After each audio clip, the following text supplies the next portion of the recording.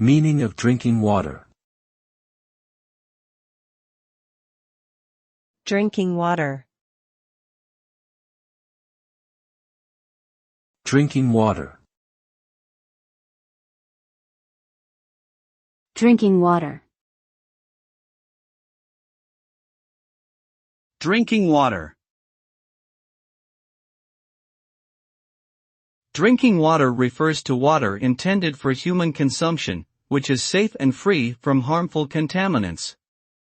It is essential for maintaining good health, as it helps to regulate body temperature, transport nutrients, and remove waste.